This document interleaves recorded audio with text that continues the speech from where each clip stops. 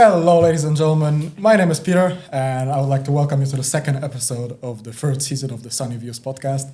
Today, in the studio with me are Noah, Ishan. and today's topic may be a bit more controversial than last week, but I do believe it's equally or even more as interesting. We're going to be talking about World War II, guys, today. yeah. Yay. Any comments on the topic? Well, I have a lot of connections with World War II because, my great-grandfather fought in the war, and I study history, and I go to Slovakia a lot, and there's a lot of monuments related to that. And so I find this topic really interesting, and I'm glad we're able to talk about it. Beautiful, Ishan. Unlike Noah, I don't have any family connections, but it's an interesting topic. Yeah, I do believe so. Without further ado, I think we should start with our first topic of the day. So, resistance movements in both Europe and abroad against both Axis and the Allies, fortunately. What do you think? Was it worth it? Well, was it worth it? From the perspective of the people fighting, yes, obviously, because they're fighting for their own freedoms. I know a lot specifically about Slovakia because I've read up a lot about it because my relative, my great-grandfather, his name is Stefan Smolak, he fought in Slovakia against the Germans and against the occupation. And for him, it was life or death. And obviously, because he was in an occupied territory, he felt like he had to. Because he was his way of life was completely destroyed by the new war, so he wanted to end it as fast as possible and save his people. Yeah.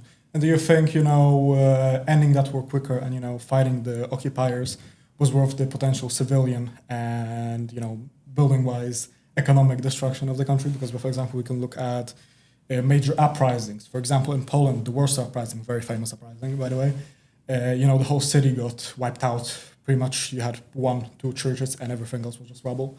And, you could say, it was perfectly justified, understand why people would like to, fight in that resistance. And the justification for it was, hey, we've got the Soviets on the other side of the river. As soon as we start fighting, hey, they're going to come help us. Yeah. Of course, we know that didn't happen. The Soviets did wait for the uprising to finish and only then advanced through the Vistula River. So, do you think it's fully justified, even though you're fighting and you're fighting for a good cause, of course you are. But, do you think, the morality of, the casualties that may be taken in the civilian population, I think that's, does it weigh in the balance, Well, it's always a big risk to do anything during warfare. And while I do believe that civilian casualties are always a bad thing, and especially during this time, during wartime, civilian casualties should be avoided at all costs. But at some point, it becomes necessary, especially with what the Germans were doing in Poland, with sending them to concentration camps and all that. So I believe that it was morally correct to do it, even though civilian casualties could have been limited further. I do believe it was the correct thing to do. Yeah. So, for example, we can look at other, resistance movements in Europe. For example, Yugoslavia, also a very famous example. We've got Tito, who I think if we would have to say, which was, I know it's a bit mean to say this, but, which resistance group was the most successful, the French, the Marquis, and Tito will be at the top. Tito pretty much with his own group took over Yugoslavia and then ruled for it for many, many years. And you think that success was just mostly luck, maybe some mix of German priorities going elsewhere, or do you think that could have been more repeated, but for some reason wasn't? Well, I don't know much about it, honestly. I don't know much about what happened in Yugoslavia, but I do know that that area specifically was very nationalist, very for themselves, and not they don't want to be ruled by other places because throughout their history they were occupied by the Ottomans, the Greeks, the Romans, the Austrians, and now they were being ruled by the Germans. So they would have developed this sort of sense of pride. So I do think it's a combination of certain factors. It could be luck, but I do think it's more just the spirit of the people that had developed in this area, more than just the luck or just skill of a leader. Yeah, especially in Yugoslavia, considering it was further away from other conflicts, of the times German soldiers would be sent there on rotation. And I've got this beautiful story read in a book. I don't unfortunately remember the name of the book. But, it was about a group of insurgents in Yugoslavia in 41, I think. And they have set up a bar with a small casino in the town of Karlovac, which is south of Zagreb. in modern-day Croatia. And, they would take the money that the German officers would spend in said bar and said casino and then fund their own militia of it. And unfortunately, the leader of said group, his name was, I think, Ivan Svitkovic. He met a tragic end before the war. It is a kind of a funny story, but it's still tragic because, he passed away. By the end of the war, his band of militiamen secured a German panzer, and they were making their way down even more south of Karlovac to their small base. And another group had set up an ambush there to kill a German officer who was also leaving that same route. And a anti-vehicle mine blew up the tank which Ivan was in. It's kind of, compared to modern day resistance movements, you can't really organize that well. They didn't have radios. Radios were pretty much perfected in World War II. And, a lot of these resistance movements, especially in Yugoslavia, succeeded because they were very decentralized. You look at modern insurgencies, Afghanistan, Ireland, for example, the IRA. We look at Iraq, these small decentralized cells of insurgents. You can't really target them as well as you could a conventional army. So I do think that maybe that did participate in the success of Tito's takeover of Yugoslavia. Yeah. A similar thing actually happened in Slovakia. In eastern Slovakia, where my grandfather was from, he was living in the town called Michalovce. And they had, similar thing like the insurgents. They lived in the forest. And my father once told me a story that his grandfather, who was the Stefan Smolak, who I talked about before, he told me a story of how there was a bridge crossing a small river which they used, which was a major supply line for the Ukrainian front. Because, it's right there and it's a path through the Carpathians because you'd go from Michalovce, you'd go into Ukraine through Carpathian Ruthenia. So they wanted to stop this supply line from going through. So what they did is they blew up the bridge. And while on the bridge, a German officer had been killed. So the Germans responded by burning Michalovce and Vinne to the ground, which were like the surrounding towns. So in a way, what we talked about before, is it worth the civilian casualties? Because at that point, supply lines had diverted to other places. It wasn't detrimental, but it also was a significant blow because it slowed down the advance. I think it also was a more of a symbolic victory, morale-wise. Hey, we blew up a bridge. Than a strategic one. Yeah. But morale is always important. Yeah. Also, I think blowing up a major supply route would slow down an army. So, yeah. Now with a second topic that we could mention today is all the technological innovations we mentioned already, the radio, but all the technological innovations that came out of the war. For example, we can think of radar, which was pretty much developed by the British, and by the end of the war was in a usable state, but it still needed some innovation, and only by the 50s that we have actual airborne radars, which would actually be useful for anything. We can also think at plasma, which, it was developed before the war, but during World War II, we could even call it a Allied Wunderwaffe, because the ability to pretty much substitute blood, which needed refrigeration, a powder, which could be then turned into plasma, could be shipped anywhere in the world, didn't need refrigeration, didn't need any form of special storage. So, what other innovations, do you think really got developed in World War II, and we see them today? The atomic bomb. Yeah, that definitely. Yeah, jet aircraft as well. Yeah, fun fact, they did start a development before the war. The British they started in World War I.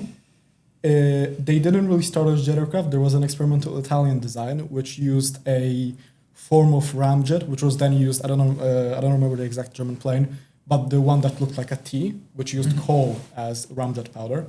It was never even produced, it was just a sketchboard, but jet engines were a thing before, but only then the Germans saw potential, even though it was a very maturing technology. The Me-262 was not by any means a superior aircraft. We can remember that, the P-51 Mustang, the D version, did take fight with them. The P-47 as well, which was pretty much known for shooting down Me-262s.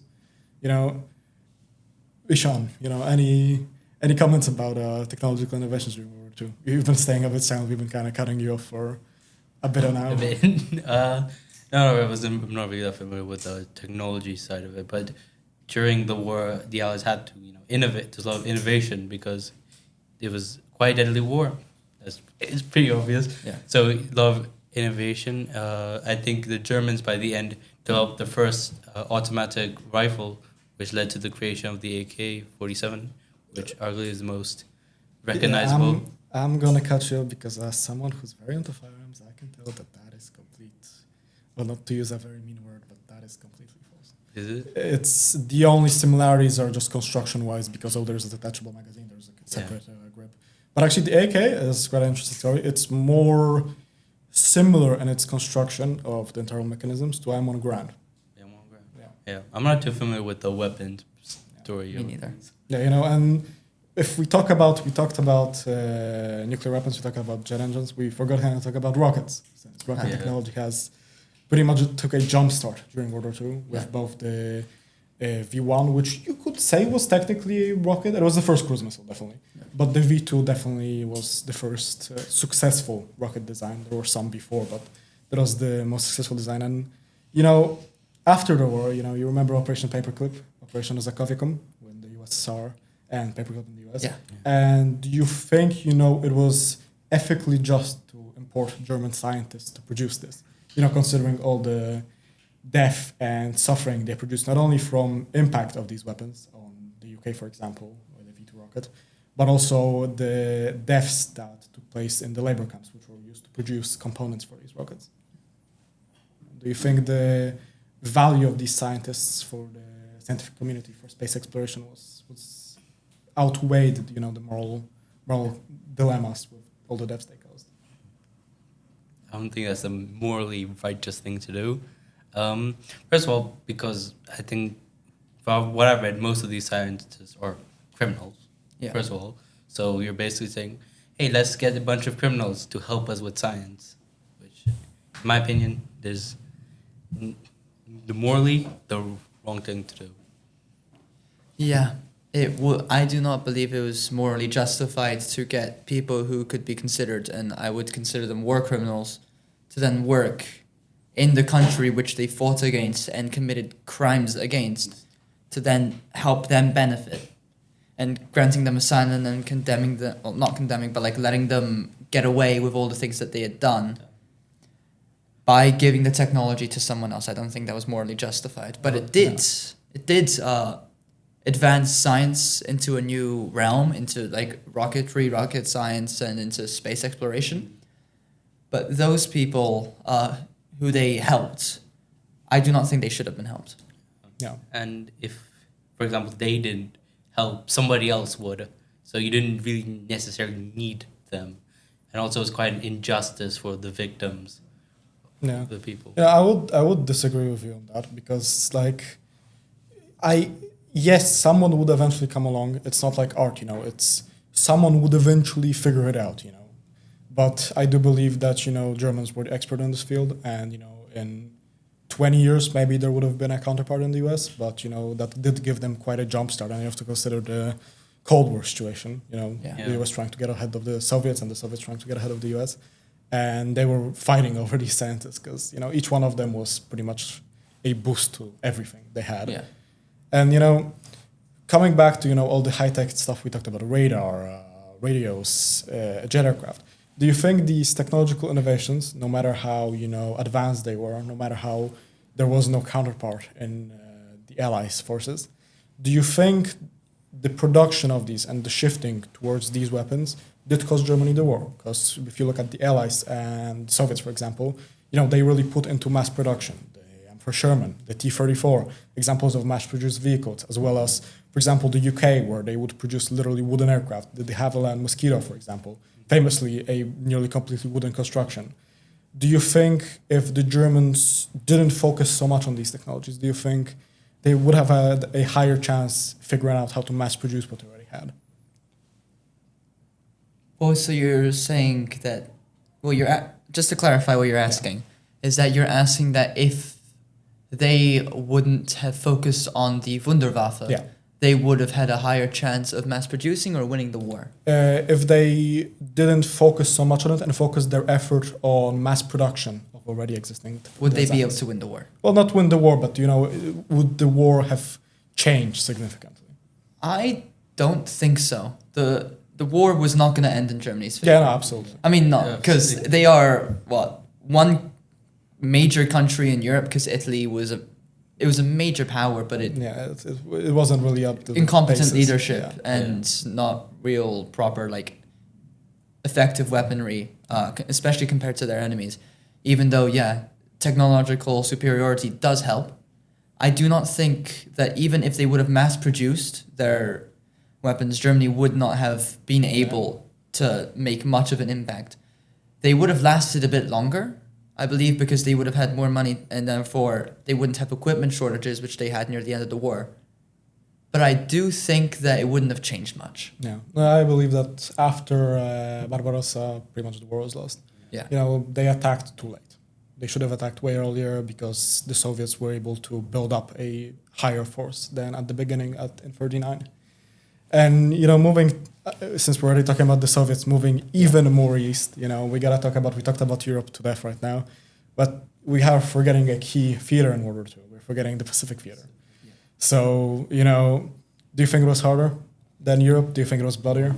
The Pacific? Well, there's no such thing as a harder front because everything... Exactly. Causing more casualties. That is. I don't know casualty numbers. I do know that it was a completely different type of warfare because Europe was mainly land and air-based.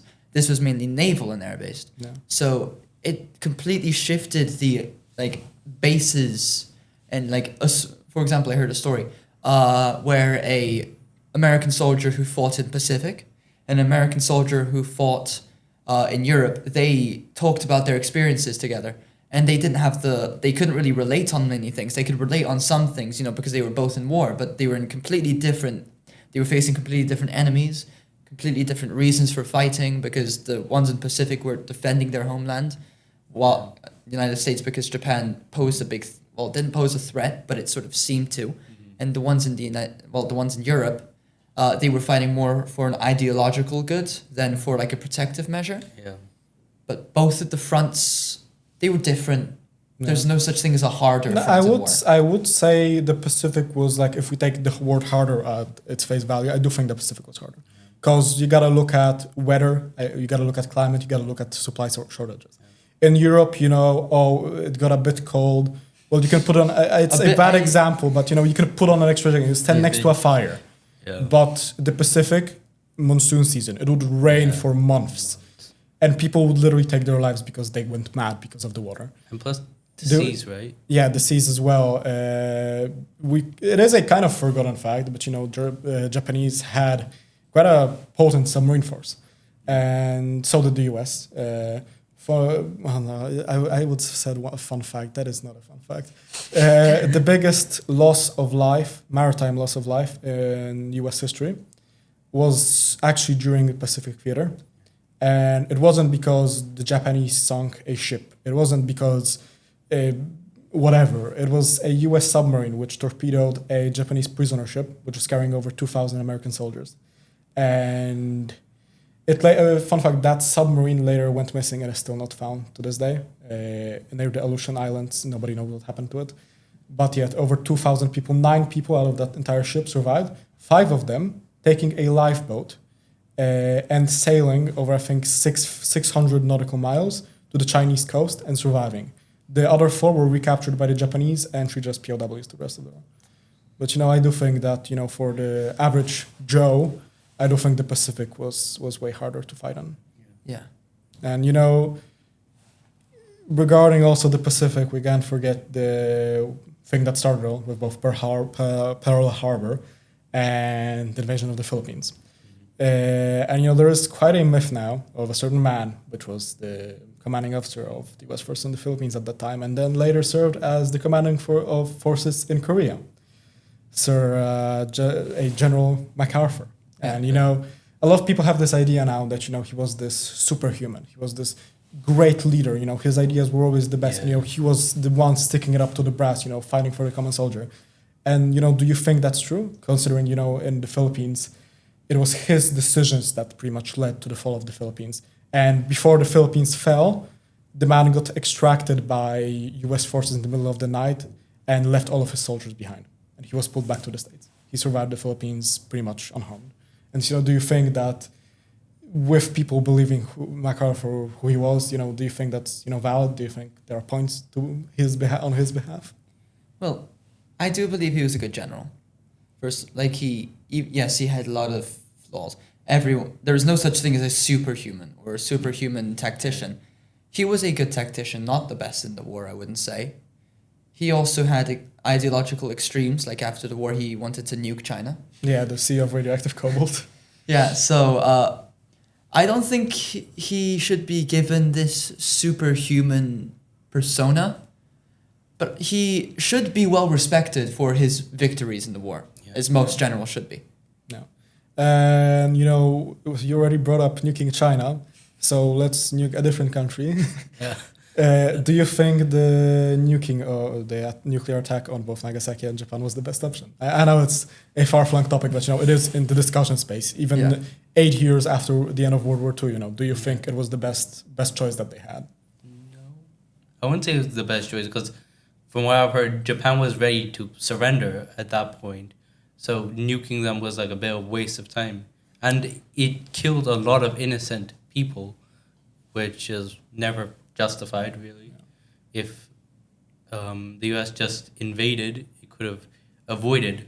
As I said previously, Japan was ready to surrender, so there was really no point in all that. The thing with invading Japan, and at least the mainland Japan, the islands, there was a different story, is that the US knew one thing, and they did prepare for it. For example, they minted enough Purple Hearts that they were still issued in the Gulf War.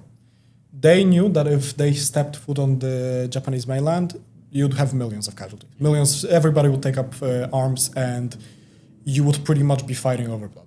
And, in my opinion, even though how horrific the attacks were, it was a civilian population center, and, it was quite horrific. But, out of all the options they had, I think it was the best. And even the decision to both nuke Nagasaki and Hiroshima, it wasn't just because, we think, we just throw a dartboard or a dart onto the map and, those cities were the choice. No, the US did sit down, US president as well as the chiefs of staff did sit down, and they literally went city by city. They wanted to nuke Kobe. Kobe wasn't an option. It was a historic and cultural center. If they did, the Japanese would not give up. And even the fact that they nuked 2 cities instead of 1, because, I would agree that nuking 1, we should have stopped at that, Yeah.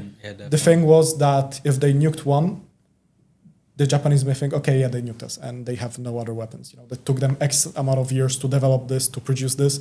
It's a one-trick pony. But nuking 2 cities showed the Japanese, showed Hirohito, that the US could do this on and on and on. And again, and that was actually one of the things the US said to Japan. If you don't surrender, we're going to continue. But also, I don't believe that was the key. It was a big part, but I don't think it was the sole reason for the Japanese surrender. We got to, of course, think of the situation in Manchuria, with both the Chinese pushing actively against the Japanese, and also the Soviets, after the defeat of Germany, did start shifting forces to the Pacific. And I do believe that Hirohito and all of his generals knew that if the war would go on, Japan would end up like Germany. It would end up split between East and West, and that nearly happened. So they made a strategic decision to just give up to the US solely. Yeah. I do believe that comparing what happened to Germany after the war and to Japan, I do believe they made the right call. Yeah, it's also important to note that before they did nuke the 2 cities, they were bombing Japan. Yeah, firebombings of Japan. Firebombing. So I think that if they would have invaded Japan, not only would there be more casualties from both sides, especially from armies, because it'd be a slow, grueling fight, but the United States would continue firebombing it, which would cause more civilian casualties in the long run.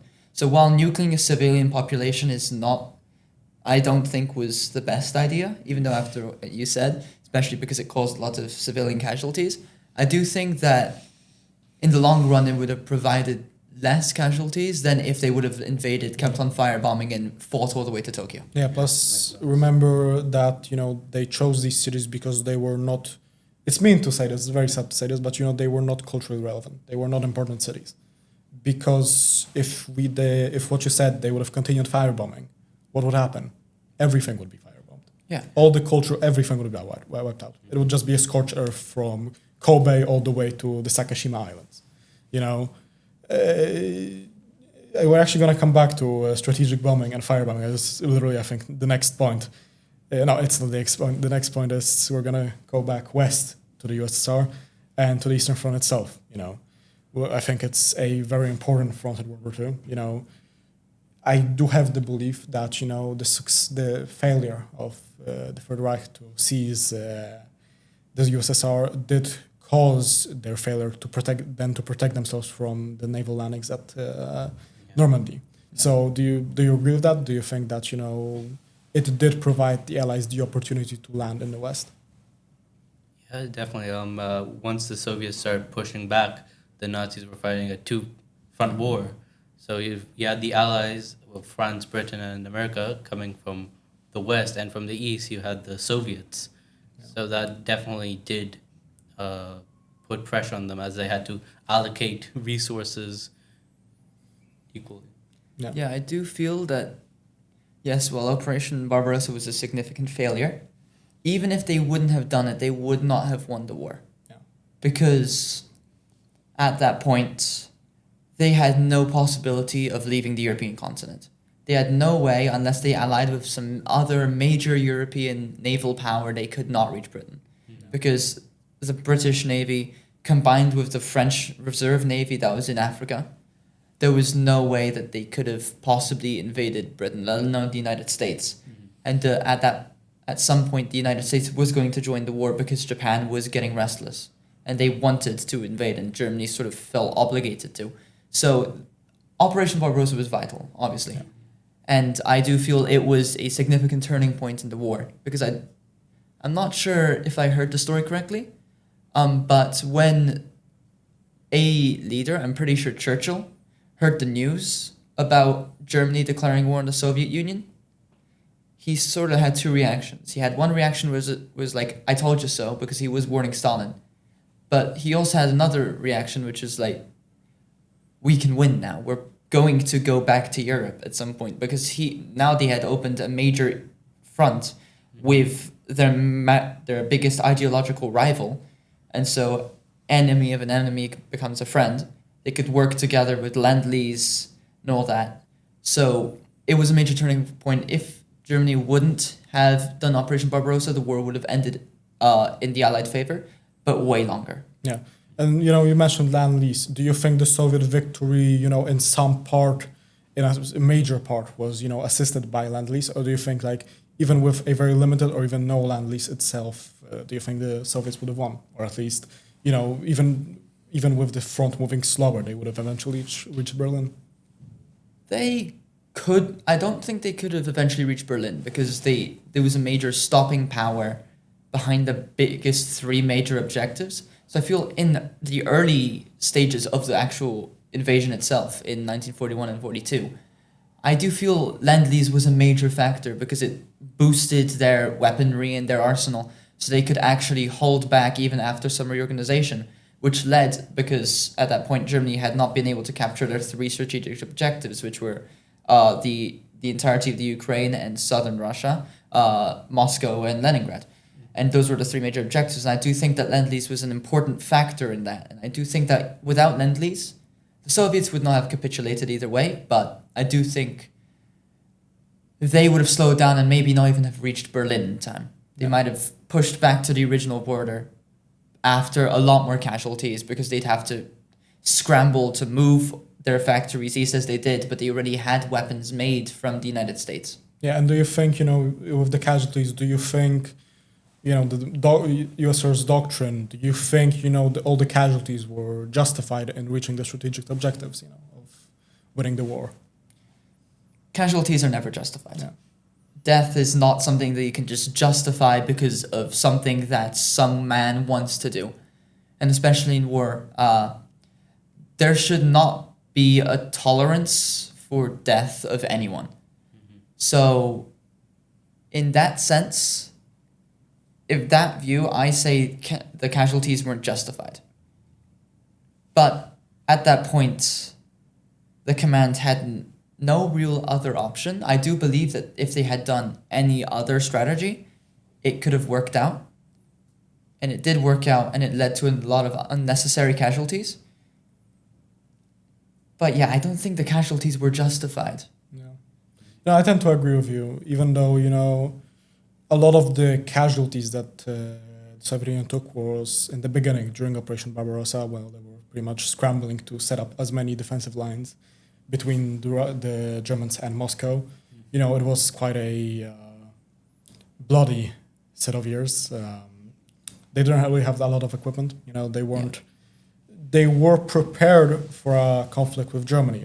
Let's be honest, they were preparing for that. But they were preparing for them to assault Germany and not the other way around. So, for example, we look at the BT series of light tanks with the Christie suspension.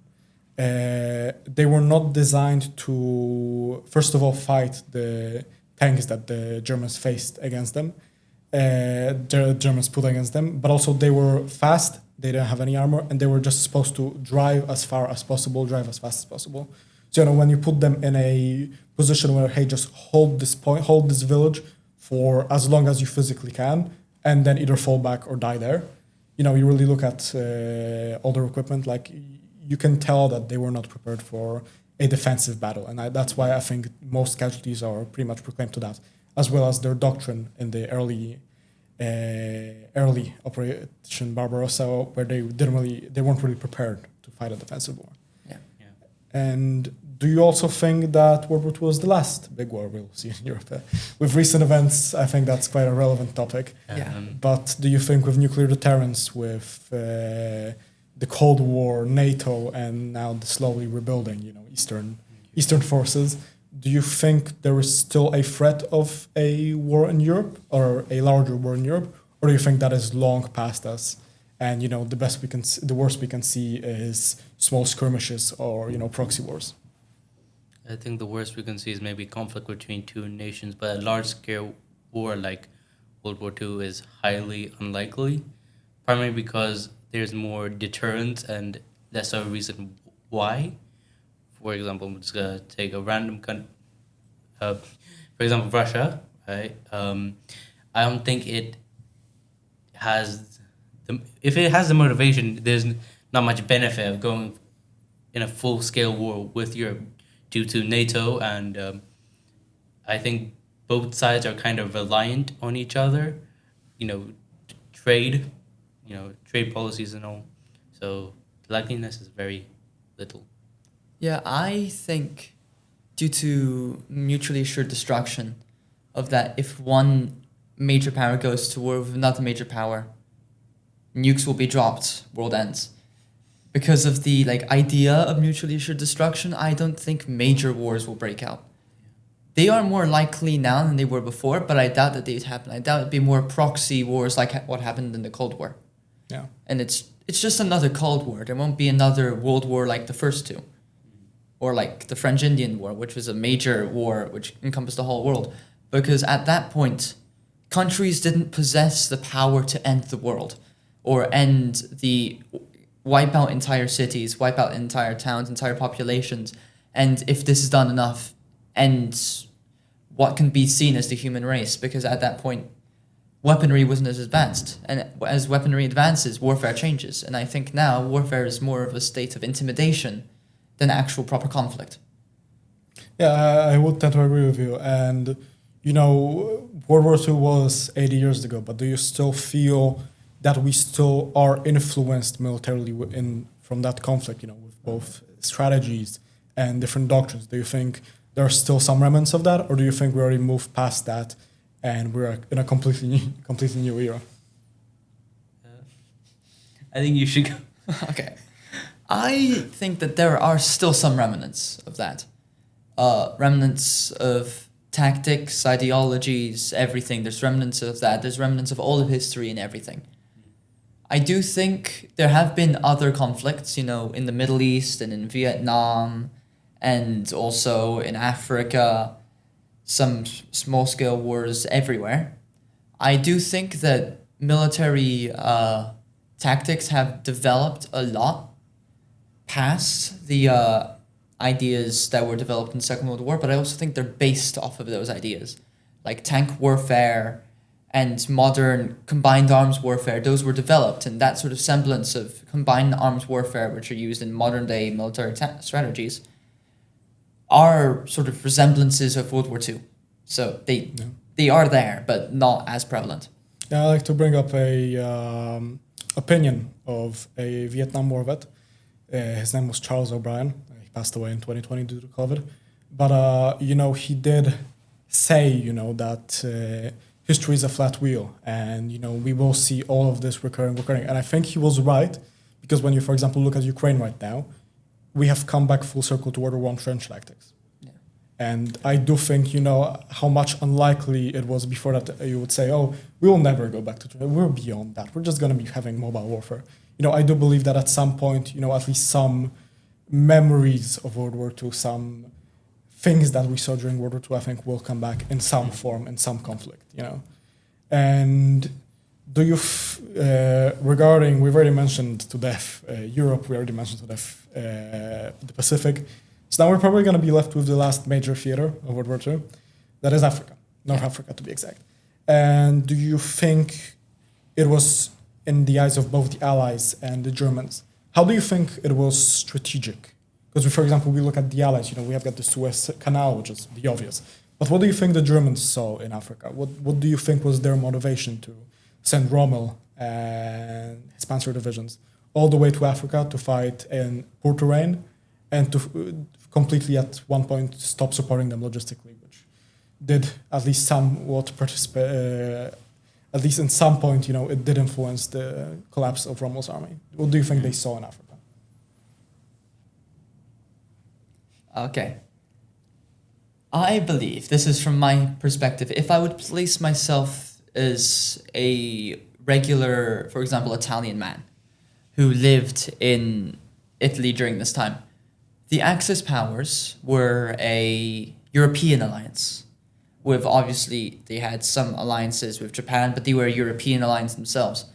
And so if they would just limit themselves to Europe, I feel, especially because Italy already had colonies in Africa, which is what they were defending, essentially, and the Mediterranean was right there. They were right next, so they couldn't really protect their own holdings in Europe if there was a way to get there. So I do think that, especially capturing the Suez, was a important reason why they did go for Africa, to stop this close proximity from especially the remnants of France to France, because the remnants of France and the generals that didn't support the new German state, the new German puppet state that is, were in Africa, and they had captured North Africa. They were back. They were pushing up north. So I do think it was important for the Axis to secure Africa, or at least a certain point, so that there wouldn't be the threat of a southern naval invasion and a northern naval invasion. Yeah, I absolutely agree with you. I do think that, especially with Italy,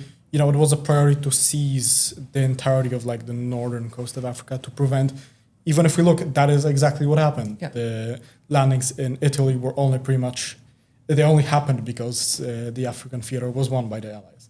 And do you think the myth of Rommel, we know it's a thing, but how accurate do you think it is? Do you think it's the same with MacArthur. Do you think he lives up to the name? That's a tough question, because you look at his scorecard, what he won and when he lost. He won a lot of tank battles. He was a big innovator when it comes to tank combat. But yet again, he was good at this one thing, at tanks, which was a big thing at this point, because tank combat had only really developed at this point. And considering the fact that there's one person, or only a small group of people who are really good at this, and a couple who, the majority who aren't, he could be seen, I agree, how when people say he was this great general, but also, at the same time, he was a good tank general. But combining it with combined arms warfare or infantry, you wouldn't really hold him up as a great general, but a great tank commander, which is, I think, what he should be referred to. People could refer to him as one of Germany's greatest generals. he was, specifically at tanks. Yeah, I fully agree with you there. And since we're already in Africa, and you mentioned the Italian colonies, do you think with how many, for example, Commonwealth countries participated, we've got India, we had Canada, we had South Africa, both North and South Rhodesia. We had all these different colonies participating in the war. Do you think their role is getting slightly forgotten with the amount of stuff they did for the war effort? Do you think, Western countries are, pushing back, their involvement and, trying to forget the fact that, they took place? Absolutely. I mean, we learned in year 12 history, I would just like to drop in a little bit of year 12 history here. Thank you, Mr. Wright. We learned at the start of the Unit 2, which is South Africa, we learned about this thing called, these South African sort of pro-Germans who fought against South Africans, the government. So and because the major reason why South Africa fell to apartheid was because the major government had supported the British. So I think that the role of these countries are mainly forgotten because it impacted everyone, even countries that didn't fight mainly in the war, that aren't remembered for fighting in the war, like Brazil isn't remembered for fighting, but it affected them a lot because they sent men as well, and their men also fought and died and had stories, and it affected them back home. So yes, absolutely. The major ideals of it's just the British, the French, the Americans pushing it and forgetting about the colonies and the smaller countries that helped, especially like the role of African countries who, the colonies, and even in Ethiopian resistance movements, and Liberia, who did send troops as well as volunteers to the United States. So I do think that these countries they were forgotten, and they don't deserve to be forgotten because no one in war deserves to be forgotten. Yeah, and do you think, with how they've been forgotten, do you think World War II was a turning point for all of these countries' movement towards independence? For a lot of the cases, yeah. I'm gonna yet again talk about South Africa because that's the thing I know the most about. Supporting the British in the Second World War was a major reason why South Africa left the Commonwealth. I don't know much about the East Asian colonies. I know primarily about the battles that happened in Burma and in India. Yeah, Burma is a very forgotten front, by the way. Not a lot of mentions in it. And I don't know much about it, obviously, because it's very forgotten. But I do know that in some ways, this sort of idea of being dragged into a fight that you didn't want to fight sort of led to a lot of independence movements starting. We also got to look at the fact that a lot of people who served in World War II from these countries later moved into politics, and they were the ones pushing for independence. Yeah. I'm going to bring up Rhodesia again. For example, the Prime Minister, Ian Smith, he was the one to declare independence of Rhodesia from a very complicated story, but North and South Rhodesia made a federation. It was a complete failure. And then Southern Rhodesia declared their independence as the Republic of Rhodesia. And Ian Smith was the one to proclaim the Unilateral Declaration of Independence.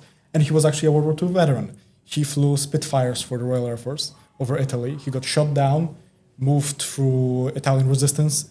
He escaped to France, met up with American forces, then and spent the rest of the war in England. So, I think that a lot of experiences from World War II really shaped these men to later go into politics. Some of them experienced serious discriminations from, for example, in France, you got to look at the Fusiliers from Africa. They were heavily discriminated upon. They were even removed from history in some instances, after the war, and they didn't get any pensions for the ones that fought in the war for the longest time. So I do believe that, these two topics are heavily linked, They're trying to forget them because they broke away, and said countries have broken away because they were forgotten. And, we're slowly running out of time, and we still have some topics to go through. So, let's go rapid fire, With how the World War II ended, do you think the division of Europe into East and West, do you think that was the best choice? And do you think some places got left out of the discussions at Yalta? For example, we can look at Poland. Poland made great contributions to the Allied war effort. Polish paratroopers were at Arnhem. They were fighting in the War of the Atlantic, many Polish vessels. And do you think, some countries got forgotten and just handed to the Soviets, hey, take this, don't take our stuff? Do you think? Yeah, absolutely. I'm gonna let you talk in a bit. Sorry, Yeah, I'm sure. really passionate about this thing. Yeah, Czechoslovakia, the 1944 Slovak uprising, where Czech and Slovak people rose up against the German puppet regime. They got completely demolished because they were under-equipped. But then afterwards, they were given independence. They voted for a democratic government, and then the democratic government got overthrown by a pro-Soviet government. Yeah. So countries were just handed to the Soviets, and it could have been a more democratic system. But yet again, Soviet influence was growing in Eastern Europe, especially because their troops were there. So it was probably going to happen, but it was not the best way of doing things. And do you think, after the war, the Marshall Plan, as well as the Soviet economic stimulus packages to the new states, do you think they were more of a projection of power, a soft projection of power? Or do you think they were like genuine, lifelines for these countries? Projection of power, definitely. That the communist parties of France were gaining popularity during the time, so the Marshall Plan was generally to stomp them out and prevent communism spreading. Yeah, I agree with the idea of projection of power, but I do think it did help. Yeah, A lot of places. Definitely Yeah, helped. definitely. It was a lifeline for many places, but it was done as a projection of power, but it did serve as a lifeline, so it was both. Yeah, Yeah, I definitely I agree. definitely agree. So, any closing remarks, guys? Because we're slowly running out of time. So thank you for having me. I'm glad I was able to talk about this and talk about what we learned in Year 12 history and my hyperfixation about Czechoslovakia during the Second World War. Ishan, I'm just happy to be here. aren't we all? Aren't we all? So, thank you for watching. I hope you enjoyed today's episode. I hope you didn't get too fussed about the topics we discussed today. Guys, that's it, guys.